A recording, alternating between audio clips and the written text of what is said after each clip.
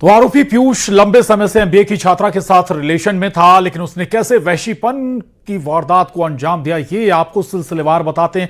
क्या कुछ किया वैशी पीयूष ने, ये भी समझ लीजिए। दरअसल आरोपी पीयूष ने सबसे पहले वियाग्रा की टैबलेट ली थी, और ताकि दूसरा अगर हम आपको और महत्वपूर्ण बात बताएं तो सेक्स पावर बढ़ाने के लिए आरोपी ने ये हैवी डोज इसका लिया था वियाग्रा का, और इसके बाद सेक्स पावर के हैवी डोज के साथ ही उसने बियर भी पी रखी थी। यानी कि एक तरफ हैवी डोज वियाग्रा का, दूसरी तरफ वियाग्रा का डोज लेने के साथ उसने जमकर बियर भी पी थी। और हत्या के पहले आरोपी ने गर्लफ्रेंड से शारीरिक संबंध भी बनाए थे। यानी कि पहले शारीरिक संबंध बनाए, इसके बाद गर्लफ्रेंड की हत्या कर दी। बताया जाता है कि सेक्स करने के दौरान ही गला दबाकर हत्या की थी। आरोपी ने गर्लफ्रेंड के हाथ पैर बांधकर मुंह में प्लास्टिक ठूंस दिया था।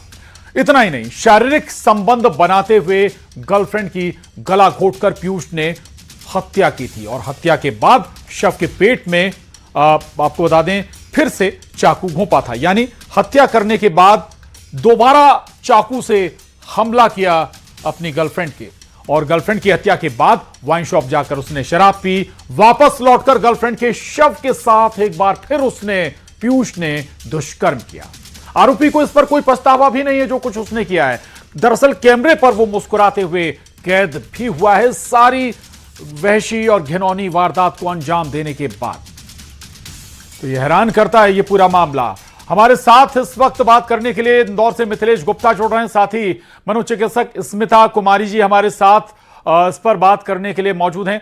सबसे पहले इंदौर में मिथिलेश का रुख करेंगे। मिथिलेश, ये वाकई बहुत ही वैशी और हैरान करने वाला ये मामला है। आखिर क्या इसकी मेंटल स्थिति थी, क्या बता रहे हैं, शुरुआती जांच में क्या सामने आया? पूछताछ जरूर हुई होगी इससे अभी। बिल्कुल बिल्कुल प्रशांत, और सबसे बड़ी बात है ऐसे लोगों को सिर्फ और सिर्फ दरिंदा कहा जाएगा। और सबसे बड़ी बात है उसे कोई मलाल नहीं, उसे कोई पछतावा नहीं जो उसने जो कुछ किया। या लोग हमारे साथ मौजूद है, सीधी उन्हें से बातचीत करेंगे। उस दरिंदे के बारे में आपने भी सुना। ऐसे दरिंदों के बारे में जब आप सुनते हैं मन में कितना डर होता है, क्या कहेंगी ये जो जिस तरीके से घटना है सामने? ये तो बहुत ही शर्मनाक चीज़ है। मतलब मुझको तो सोच के ही ऐसा हो गया कि ये क्योंकि मैं भी घर से बाहर रहती हूँ, तो मैं उस लड़की के बारे में इमेजिन कर रही हूँ कि उसने लड़के की तो बहुत गलती है, मैं मानती हूँ। लड़की की गलती नहीं बोलूँगी मैं कि गलती, क्योंकि वो तो अब बेचारी क्या ही कर सकती है, बट उसको ट्रस्ट नहीं करना चाहिए। और सब लड़कियों को मैं यही बोलूँगी कि आपको एकदम से किसी भी रैंडम लड़कों पर ट्रस्ट नहीं करना चाहिए। आपको सोचना चाहिए कि आपके घर वालों ने आपको बाहर भेजा है। आप सोचो उसके घर वालों पर क्या बीत रही होगी आज के टाइम की, वो उनको पढ़ने के लिए किसी भी रीज़न के लिए भेजा और आज वो उसको डेड बॉडी मिली है रिटर्न में। और लड़कों पे लड़कियां पहले, जैसे मैं बाहर रहती हूँ तो मुझे बहुत डर लगता है, मेरे साथ भी चीज़ें हुई हैं, और ये सब सुन के तो मेरे घर वालों को भी और डर लगता है। और फिर जो दूसरी लड़कियां रहती हैं ना, जो कुछ नहीं करती, उन पर भी रिस्ट्रिक्शंस बढ़ा देते हैं घर वाले कि ऐसा होता है, ये होता है। तो लड़कियों को थोड़ा सोच समझ कर रहना चाहिए और सेफ्टी मेंटेन करनी चाहिए। आप अगर सही रहोगे तो आपके साथ कुछ नहीं होगा।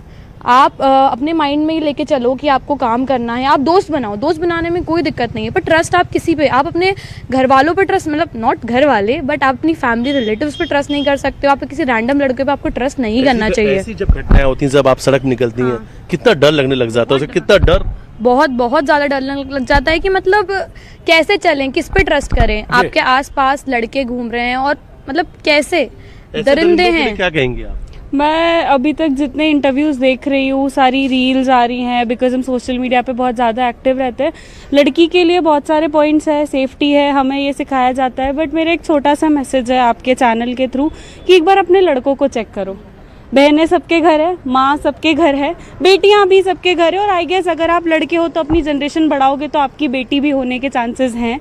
तो मैं ये बोलूँगी, कैसा फील होता है जब घर आके बहन बताएगी कि किसी ने मेरे को टच किया, और आप कैसा फील करोगे, मैं कुछ नहीं कर पा रहा।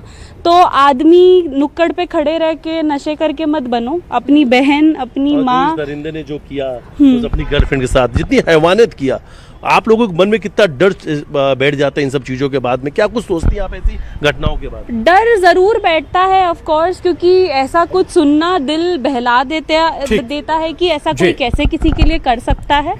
पर दूसरा बात ये लगता है कि इतनी हिम्मत कैसे किसी की है आजकल। उसे पता बात है कि आखिर ऐसे कोई कैसे कर सकता है? क्या सामान्य आदमी या सामान्य व्यक्ति ऐसी घिनौनी या इस लेवल का वैशीपन कर सकता है? और रहिएगा मिथिलेश, लौटूंगा, अब फिर बात करिएगा इन युवतियों से।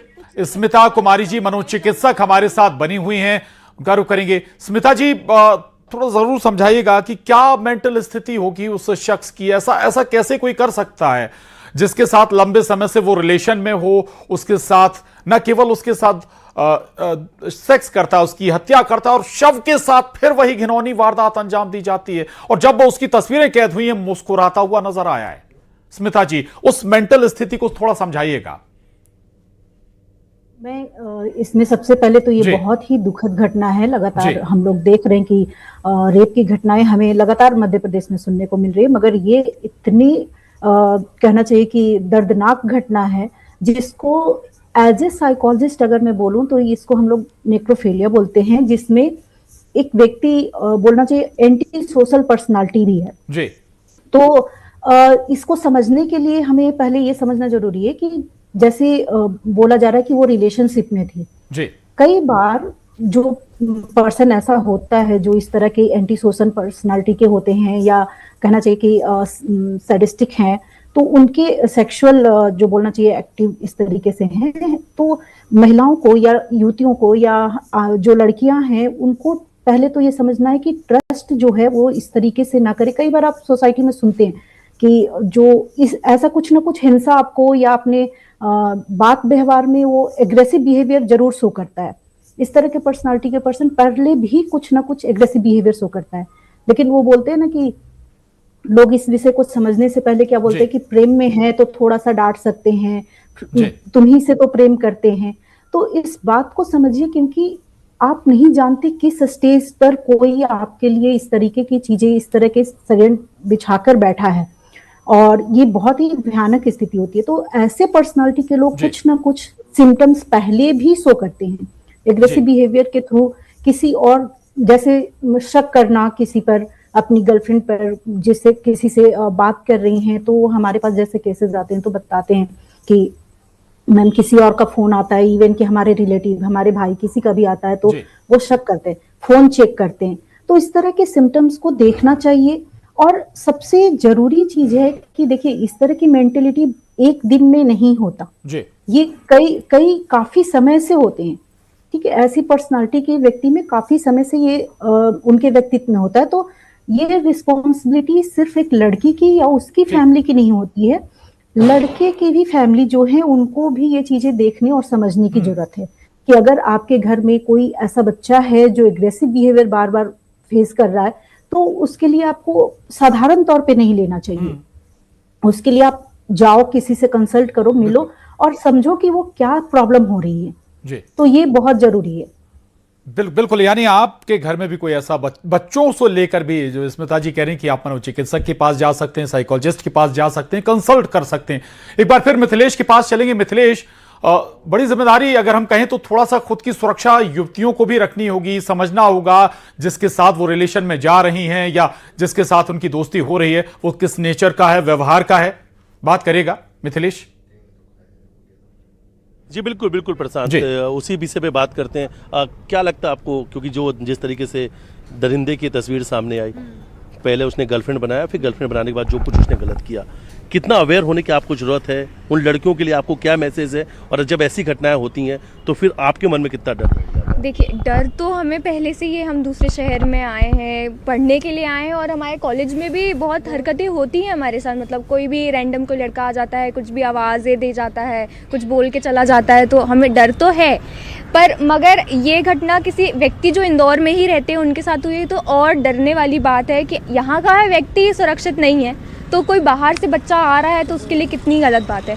और लड़कियों को तो मैं यही बोलना चाहूँगी कि चाहे आप जितने भी बड़े हो जाओ, फिर भी किसी पे विश्वास ना करो। मतलब अपनी सेफ्टी अपने हाथ में ही है। अगर आपको कोई बोल रहा है कि आप घर चलो मेरे साथ या फ्लैट चलो, तो उस पर थोड़ा ध्यान रखिए। अपने माँ बाप को बताइए कि ये कौन है, मतलब सब कुछ बता के जाइए। जैसे उन्हें बताया नहीं था कि वो किसके साथ जा रही हैं, कुछ बर्थडे पार्टी में जा रही हैं, कुछ ऐसा मैसेज था, तो अपने माँ बाप से सच बोलिए ताकि वो ही आपकी मदद कर सकते हैं एंड में, कि जैसे वही रहते हैं, कोई भी नहीं रहेगा। एट द एंड आपके घर वाले ही रहेंगे, मम्मी पापा भाई बहन, उसके अलावा कोई नहीं रहेगा। रिलेशनशिप की बात होती है, जब कॉलेज में आते हैं देखा जाता है उसका कहीं ना कहीं गर्लफ्रेंड बॉयफ्रेंड रिलेशनशिप कितना आसानी से ये ट्रस्ट हो जाता है। क्या कहीं कुछ यही गलती हो रही है? मेन तो पॉइंट वो आ जाता है कि आप बाहर निकले, आप किसी से ठीक। मिले, फिर वो धीरे धीरे बॉन्डिंग बढ़ती जाए। दो तरीके की चीजें होती है, या तो कुछ लड़कियां ऐसी जी। भी होती है जो ट्रस्ट मतलब एकदम से ट्रस्ट नहीं करती हैं, और कुछ होती है ना जो बहकावे में आ जाती है कि नहीं हाँ इट्स ठीक बात है आप मिथिलेश, क्या कहेंगी? ट्रस्ट ठीक है, लेकिन ट्रस्ट आपको बहुत सोच समझकर, देखकर, समय देकर तब करना है, बहुत गंभीरता के साथ चीजों को परखना भी है। शुक्रिया मिथिलेश आपका।